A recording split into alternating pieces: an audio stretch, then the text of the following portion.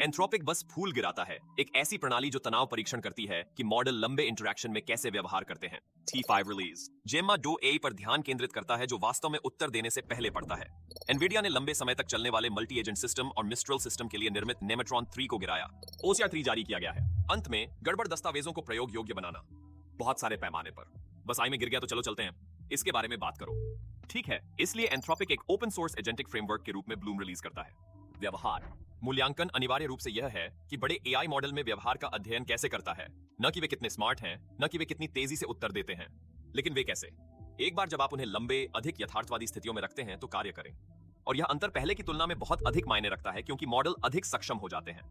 उन्हें भी मिलता है खुद को अच्छी तरह से प्रस्तुत करने में बेहतर। वे विनम्रता से जवाब देते हैं, निर्देशों का पालन करते हैं और साफ डेमो करते हैं और ठीक से व्यवहार करते हैं। जिस तरह से तुम संक्षिप्त बातचीत के दौरान अपेक्षा करें, वास्तविक जटिलता तब दिखाई देती है।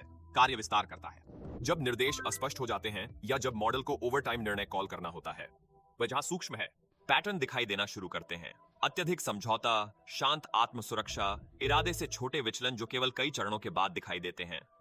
अब तक इस तरह के व्यवहार का अध्ययन एक बहुत ही मैनुअल प्रक्रिया थी। शोधकर्ताओं को परिदृश्यों का निर्माण, संकेत लिखना, बातचीत करना, प्रतिलेखन पढ़ना और मॉडल स्कोरिंग पर विचार करना पड़ा। उन परीक्षणों की उम्र बढ़ गई, जल्दी और प्रासंगिकता खो दी, जिससे तुलना कठिन और कठिन हो गई। काम का बोझ रखा गया है, बढ़ते हुए सिग्नल अस्पष्ट रहता है। ब्लूम एक निश्चित बेंचमार्क पर भरोसा करने के बजाय व्यवहार परीक्षण को एक स्वचालित प्रक्रिया में बदलकर गतिशील परिवर्तन करता है। यह एक एकल व्यवहार परिभाषा से शुरू होता है। वह परिभाषा सब कुछ के लिए लंगर बन जाती है जो पीछे आता है। वहां से सिस्टम अपने दम पर पूरे मूल्यांकन सूट उत्पन्न करता है। प्रत्येक रन नए परिदृश्य पैदा करता है। वह अभी भी लक्ष्य है। मॉडल को नई स्थितियों का सामना करना पड़ता है, लेकिन मूल व्यवहार अपरिवर्तित रहता है। शोधकर्ता अभी भी परिणाम पा रहे हैं। सहायक माप वे हुड के नीचे समय के साथ तुलना कर सकते हैं। यह व्यवस्थित रूप से प्रगति करता है। एई एजेंटों का अनुक्रम जो प्रक्रिया के विभिन्न भागों को संभालते हैं। एक एजेंट व्यवहार परिभाषा और उदाहरण बातचीत का अध्ययन करता है, यह समझने के लिए कि व्यवहार वास्तव में व्यवहार में कैसा दिखता है। एक और एजेंट यथार्थवादी स्थितियों के साथ आता है जहां वह व्यवहार दिखाई दे सकता है। दूसरा उन स्थितियों को लक्ष्य मॉडल के खिलाफ चलाता है। फिर एजेंटों का न्याय करें, विश्लेषण करें कि क्या हुआ और स्कोर आवंटित करें। एंथ्रोपिक जो सबसे करीब से ट्रैक करता है वह यह है कि व्यवहार कितनी बार कई अलग अलग परिदृश्यों में मायने रखने के लिए पर्याप्त रूप से दिखाई देता है। वह एकल संख्या टीमों को आंत की भावना पर निर्भर किए बिना मॉडल, परिवर्तन और प्रशिक्षण दृष्टिकोण की तुलना करने का एक तरीका देती है। और अब यह कहां खिलता है? अनुसंधान प्रयोगशालाओं से परे मायने रखने लगा। कारणों के कारण अध्ययन किया जा रहा है। वही लोग नोटिस करते हैं जब एआई सिस्टम असहायक महसूस करते हैं या नहीं। बहुत आसानी से सहमत हैं, चाहे वह धीरे धीरे हो। लंबे कार्य के दौरान प्राथमिकताएं बदलती हैं। क्या क्या यह शुरू होता है उपयोगकर्ता के बजाय खुद के लिए अनुकूलित? ये बातें शायद ही कभी एक ही उत्तर में दिखाई देती हैं। वे दिखाई देते हैं समय के साथ। 100 अलग अलग परिदृश्यों पर चलने वाले 16 फ्रंटियर मॉडलों में मानवीय परीक्षण खिलते हैं। प्रत्येक व्यवहार और इस प्रक्रिया को कई बार दोहराएं। वे भी जानबूझकर गलत मॉडल पर इसका परीक्षण किया, विशेष रूप से बनाया गया है। अजीब व्यवहार करने के लिए ब्लूम उन मॉडलों को लगभग सामान्य उत्पादन से अलग करने में सक्षम था। हर मामला कौन सा है आपको बताता है कि इस तरह का परीक्षण कितना संवेदनशील हो गया है। उन्होंने यह भी जांच की कि कितना अच्छा है। स्वचालित न्यायाधीश मानव निर्णय के साथ लाइन में है। क्लाउड ऑम्पस 4.1 मानव के साथ एक मजबूत संबंध दिखाता है, विशेष रूप से लेबल चरम पर जहां निर्णय वास्तव में मायने रखते हैं। यह उसे देता है व्यावहारिक विश्वसनीयता, न केवल सैद्धांतिक मूल्य। एंथ्रोपिक ब्लूम को एक और प्रणाली के साथ काम करने के रूप में वर्णित करता है जिसे नामक है पेट्री। यह कई व्यवहारों को व्यापक रूप से देखता है, जबकि ब्लूम एक समय में एक ही बिंदु पर ध्यान केंद्रित करता है। इन दोनों का सम्मानजनक तालमेल एकाकी संरचना बनाता है जो व्यापक जांच और विश्लेषण को समाहित करता है। तैनात किया गया है। यह वास्तव में दिखाता है कि कहां है असली दबाव। अब है मॉडल पहले से ही एक ऐसे स्तर पर पहुंच गए जहां व्यवहार बहता है। लंबे इंटरैक्शन और पकड़ने से मैन्युअल रूप से यथार्थवादी होना बंद हो गया। यह स्वचालित करना अब वैकल्पिक नहीं था, क्योंकि उन्होंने अभी रिहा कर दिया। T5 जेमा 2 जो खुले एनकोडर डिकोडर ट्रांसफॉर्मर मॉडल का एक नया परिवार है द्वारा बनाया गया है। जेमा 3 को अनुकूलित करना या चैटबॉट वाइब्स या वायरल क्षणों का पीछा करने के बारे में नहीं है। गूगल क्या कर रहा है? गूगल आमतौर पर सबसे अच्छा काम करता है। नींव बनाना जिस पर अन्य प्रणालियां चुपचाप बाद में भरोसा करती हैं। अधिकांश आधुनिक मॉडल तेजी से प्रतिक्रिया देने के लिए अनुकूलित हैं। वे महान हैं। धारा प्रवाह उत्तर, सारांश, राय, स्पष्टीकरण तैयार करना। दरारें शुरू होती हैं। दिखाते हैं जब आप उन्हें बहुत सारी सामग्री देते हैं और उनसे वास्तव में उम्मीद करते हैं। इस ऐप बजाएं। लंबा दस्तावेज, मिश्रित इनपुट, चार्ट के साथ रिपोर्ट, पाठ और छवियां गायब थीं। एक विवरण पूरे परिणाम को बदल देता है। यही वह अंतर है जो यह मॉडल बंद करने की कोशिश कर रहा है। T5 जेमा 2 एक सरल विचार के आसपास बनाया गया है। मॉडल को पूरी तरह से छोड़ दें। प्रक्रिया पहले सब कुछ, फिर उस समझ के आधार पर आउटपुट उत्पन्न करें। यही वजह है कि गूगल एक एनकोडर डिकोडर के साथ चला गया। यहाँ स्थापित किया गया है एनकोडर का पूरा काम इनपुट में लेना और क्या हो रहा है कि एक ठोस आंतरिक तस्वीर बनाना है। डिकोडर तब कच्चे इनपुट को जगल करने और एक ही समय में जनरेट करने के बजाय उस चित्र को बंद करता है। यह बहुत व्यावहारिक परिस्थितियों में मायने रखता है। आंतरिक खोज उपकरण, दस्तावेज विश्लेषण अनुसंधान सहायक प्रणाली जो लंबे समय से निपटती हैं, कानूनी फाइलों, उत्पाद विनिर्देशों की रिपोर्ट या गंदा असलियत विश्व डेटा। ऐसे स्थान जहां किसी पैराग्राफ को छोड़ना या किसी आरेख को गलत तरीके से पढ़ना कोई छोटी गलती नहीं है। यह पूरे कार्य को तोड़ देता है। 5 जेमा 2 जो पहले से काम कर चुका है उसको आगे बढ़ाता है। ठीक है, जेमा 3 में यह पाठ और छवियों को एक साथ संभालता है। यह 140 से अधिक भाषाओं में काम करता है। यह आधुनिक उत्पादन अपेक्षाओं के अनुरूप आराम से फिट बैठता है। इसमें से कोई भी सफलता के रूप में नहीं रखा गया है, फिर इसे माना जाता है। बेसलाइन पर ध्यान संरचना और विश्वसनीयता पर है। गूगल ने 3 साइज जारी किए हैं, एक 270M संस्करण, एक 1B संस्करण और 4B संस्करण एनकोडर और डिकोडर के साथ। सेटअप में दृष्टि घटक को छोड़कर यह 370M, 1.7B और 7B पैरामीटर पर है। दृष्टि एनकोडर 417M पैरामीटर जोड़ता है और स्थिर रखता है जब छवियों को सिस्टम संभालता है। गूगल बनाया है। यह क्रोंच से नहीं शुरू होता।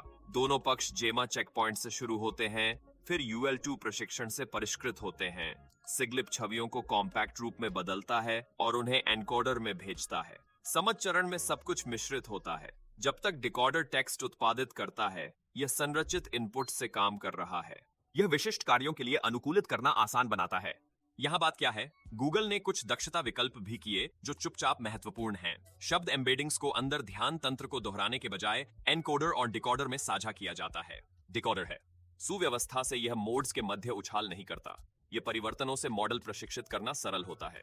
अनुकूलन करना आसान है। स्केल पर संचालन सस्ता है। गूगल ने जेमा 3 के साथ प्रस्तुत दृष्टिकोण को डेटा हैंडलिंग में शामिल किया। मिश्रित ध्यान समायोजन स्थिर रखता है। यह सामान्य इंफ्रास्ट्रक्चर है। लगभग 2 ट्रिलियन टोकन प्रशिक्षण विवरण इसे मजबूत करता है। बड़े बैच आकार, रूढ़िवादी अनुकूलन सेटिंग्स, चेक पॉइंट औसत, कुछ भी चमकदार नहीं, सब कुछ एक आधार मॉडल बना। लोगों द्वारा इसके उपयोग पर महत्वपूर्ण हिस्सा यह है कि यह किस प्रकार की क्षमताओं को सशक्त बनाता है। डाउनस्ट्रीम T5 जेमा 2 वह मॉडल है जिसे आप चुनते हैं जब गलतफहमी के परिणाम स्वरूप उत्तर की प्रतीक्षा की लागत से ज्यादा हो। जब बड़े इनपुट ग्लोबल सटीकता पर प्राथमिकता देते हैं और ऐसा महसूस कराते हैं कि सिस्टम उपयोगकर्ता केंद्रित है। वास्तव में आपने जो दिया उसे संसाधित किया। यह गूगल AI में निवेश है जो जवाब देने से पहले समझता है। इसलिए नहीं कि यह प्रभावशाली लगता है, बल्कि क्योंकि अब बहुत सारी प्रणालियां हैं चुपचाप असफल हो जाते हैं, पढ़ने के बजाय स्किमिंग। ठीक है, अब एनवीडिया ने अभी नेमोट्रॉन 3 जारी किया है और यह एक लंबे समय तक चलने वाले मल्टी एजेंट सेटअप के लिए बनाया गया है। जिस तरह से AI सिस्टम एक साथ काम करते हैं, मेमोरी साझा करते हैं और अनुमान को एक आपदा में बदले बिना बड़ी मात्रा में जानकारी को संभालते हैं, की ओर धक्का देता है। 500 बिलियन आंकड़ा बड़ा जरूर है, लेकिन वास्तविकता यह है कि सक्रिय पैरामीटर कितने हैं। नैनो में 3.2 बिलियन पैरामीटर प्रति टोकन का आधार है, जबकि सुपर इसे 10 बिलियन तक विस्तारित करता है। लगभग अल्ट्रा 50 बिलियन, बाकी निष्क्रिय रहें। यही सब कुछ है। हर बार पूरे मॉडल को फायरिंग करने के बजाय यहां चाल करें। नेमोट्रॉन 3 चयनात्मक रूप से सक्रिय होता है। केवल उन भागों की जरूरत है। आपको क्षमता मिलती है। प्रत्येक चरण पर पूर्ण गणना लागत का भुगतान किए बिना एक विशाल मॉडल का यही वही है जो इसे बनाता है। वास्तविक रूप से प्रयोग योग्य, सिर्फ डेमो के बजाय सिस्टम। वास्तुकला के रूप में यह मांबा 2 ब्लॉक ध्यान और विरल मिश्रण को मिलाता है। विशेषज्ञों की परत। मांबा लंबी दूरी के अनुक्रम मॉडलिंग को कुशलतापूर्वक संभालता है। ध्यान कदम जहां उनकी संरचना और तर्क महत्वपूर्ण है। विशेषज्ञ परत। एक बार में सब कुछ चालू किए बिना मॉडल विशेषज्ञता दें। नैनो के लिए इसका मतलब एक टोकन के माध्यम से रूट करना हो सकता है। 6 विशेषज्ञ। 100 केस में से व्यवहार में यह प्रणाली 30 बिलियन क्लास मॉडल को अनुमान समय में 3 बिलियन क्लास मॉडल के प्रदर्शन के करीब लाती है। इस प्रक्रिया में यह अत्यधिक ज्ञान प्रदान करता है जो आवश्यक समय पर उपलब्ध होता है। एक बार जब कार्य लंबे और जटिल हो जाते हैं तो यह बहुत मायने रखता है। मॉडल संचालित करने के लिए डिजाइन किए गए हैं। बहुत बड़ा है। 8000 टोकन तक की यादें साझा की। यहां बिंदु स्वयं संख्या नहीं है। यह विचार है कि इन प्रणालियों का उद्देश्य लंबे समय तक ट्रैक रखना है। वर्कफ्लो पहले पुनर्जांच करें। चरण और समय के साथ समन्वय, लगातार संदर्भ को रीसेट करने के बजाय समन्वय। बड़े के लिए सुपर और अल्ट्रा संस्करण एनवीडिया अव्यक्त MOE जोड़ता है जहां विशेषज्ञ गणना अनुमानित होने से पहले एक संपीड़ित अव्यक्त स्थान में होती है। वापस इससे अधिक की अनुमति मिलती है। विशेषज्ञों का अस्तित्व है। संचार लागत को बढ़ाए बिना वे बहु टोकन भविष्यवाणी भी जोड़ते हैं, जहां मॉडल है कई भविष्य की भविष्यवाणी करते हैं। टोकन प्रति फॉरवर्ड पास, जो तर्क प्रशिक्षण के दौरान चीजों को तेज करता है। स्केल पिछली पीढ़ी की तुलना में 3 ट्रिलियन से अधिक नए टोकन के साथ कुल 25 ट्रिलियन टोकन की महत्वाकांक्षा से मेल खाता है। सुपर और अल्ट्रा सटीकता बनाए रखते हुए थ्रूपुट को उच्च बनाए रखने के लिए NVFP4 एनवीडिया के 4-बिट फ्लोटिंग पॉइंट प्रारूप पर बहुत अधिक निर्भर करता है। नेमाट्रॉन 3 वास्तव में जो प्रतिनिधित्व करता है वह यह है कि दीर्घकालिक प्रणालियों के बारे में सोचते हुए कुशल रह सकता है, जो एक बार अलग नहीं होते हैं, कार्य फैलाते हैं। कैन, फॉर्म, चालान, नोट्स और अन्य महत्वपूर्ण जानकारी अभी भी वहां रहता है। और बुरा OCR ब्रेक, सब कुछ जो आता है OCR 3 के बाद उन सटीक मामलों के लिए बनाया गया है। बॉक्स के साथ फॉर्म, कम गुणवत्ता वाले स्कैन, प्रिंट के साथ मिश्रित हस्तलिखित पाठ और विशेष रूप से तालिकाएं जो आमतौर पर हैं। मिस्ट्रल के आंतरिक पर अलग हो जाता है। वास्तविक के साथ परीक्षण, व्यावसायिक दस्तावेज इसने हरा दिया। पिछला संस्करण लगभग 74% समय, जिसका अर्थ मूल रूप से वास्तविक वर्कफ्लो में कम मूक गलतियां हैं। इसे क्या बनाता है? उपयोगी आउटपुट है। यह खोज, विश्लेषण और AI एजेंटों के लिए एक बड़ा अंतर बनाता है, जो स्वच्छ संरचना पर निर्भर करते हैं। इस्तेमाल करना भी आसान है। आप इसे परीक्षण में उपयोग करके देख सकते हैं। मिस्ट्रल दस्तावेज AI के खेल मैदान में फाइल अपलोड करें और यह उत्पादन चरण में API विकल्प भी प्रदान करता है। PDF का शब्द, पावर पॉइंट, छवियां और फाइलें समान रूप से प्रबंधित होती हैं।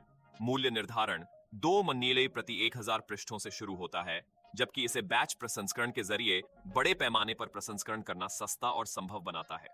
तो मूल रूप से OCR 3 असंगठित डेटा और AI सिस्टम में तालमेल बैठाने में बड़ा योगदान देता है, जो इसे बेहद महत्वपूर्ण बनाता है। आई है स्पष्ट रूप से लंबे समय की ओर बढ़ रहा है। कार्य, गहरा वर्कफ्लो और पूरे बोर्ड में अधिक स्वायत्तता। टिप्पणियों में अपने विचारों को छोड़ दें और मुझे बताएं कि आप इसे कैसे विकसित करते हैं।